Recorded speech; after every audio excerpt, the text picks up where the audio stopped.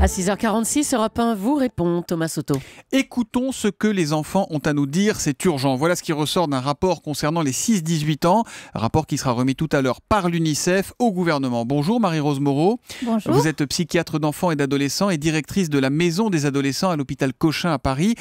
Moi, le premier chiffre qui m'a sauté aux yeux, c'est 28%. 28% des 12-18 ans ont déjà pensé au suicide. C'est affolant, non ? Alors oui, effectivement, c'est beaucoup, mais enfin c'est des idées. Seulement 11% passeront à l'acte, c'est déjà énorme.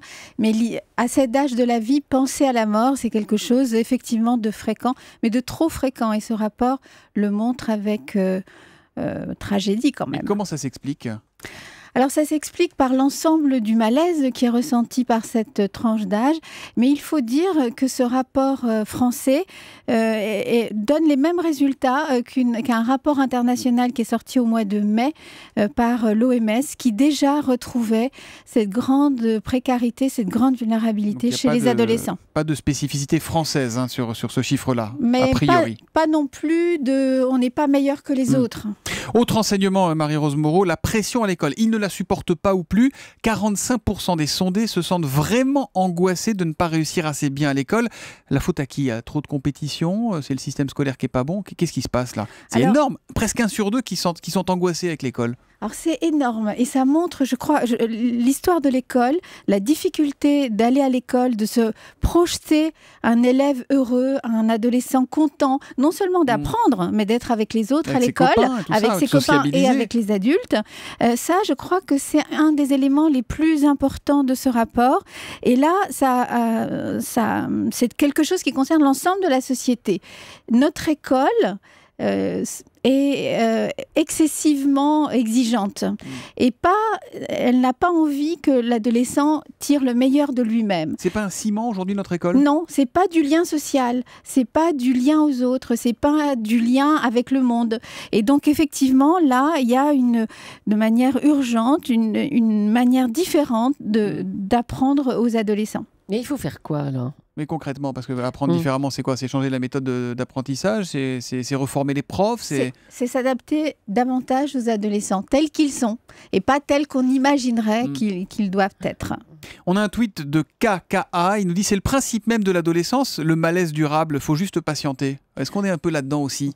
Alors, bien sûr, là, comme le disait un grand Winnicott, comme le disait un grand pédopsychiatre, l'adolescence est la seule maladie qui passe. Oui mais non. C'est vrai que mais elle peut être grave, cette maladie. C'est vrai qu'on peut avoir des envies de mourir, mais par contre, ce qui est là doit vraiment nous alerter et doit nous obliger à penser les choses autrement pour ces adolescents.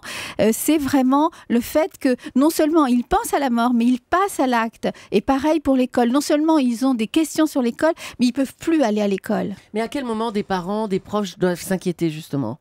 Eh bien, on doit s'inquiéter quand l'adolescent durablement est différent.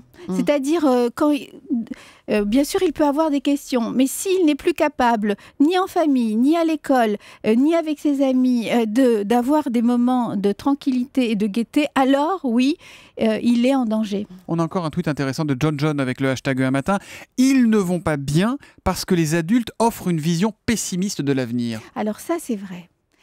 Les adultes, la société ne leur donne pas envie de rentrer dans le monde des adultes. C'est-à-dire que le monde des adultes, il est trop pessimiste, il n'est pas assez désirable pour les adolescents. Et effectivement, ils sont là au seuil et ils se disent « mais est-ce que j'ai vraiment envie de rentrer dans ce monde-là ?» Et ce doute face au monde des adultes fait qu'ils vont prendre des risques, qu'ils vont ne pas avoir envie de développer le meilleur d'eux-mêmes et qu'effectivement, ils sont en difficulté. Une dernière question, Marie-Rose Moreau, sur les réseaux sociaux. C'est quoi ? C'est une aide ? C'est un plus ? Ça ouvre ? Ça isole ? On commence à avoir un peu de recul sur tout ça ? Facebook, Twitter et compagnie ?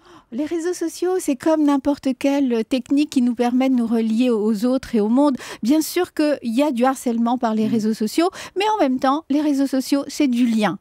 Donc je crois que comme tout, les adolescents doivent apprendre à l'utiliser et à faire de ces réseaux sociaux quelque chose qui leur fait du bien. Avec le regard des parents, évidemment, pour pour oui, surveiller avec un le petit regard peu. des parents sur les petits et avec les protections légales. Mais malgré tout, c'est un excellent moyen. Merci Marie-Rose Moreau d'être venue ce matin sur Europe 1. Je rappelle que vous êtes psychiatre d'enfants et d'adolescents et auteur entre autres des ados expliqués à leurs parents. C'est bien utile et c'est publié aux éditions Bayard. Merci, bonne journée à vous. Merci.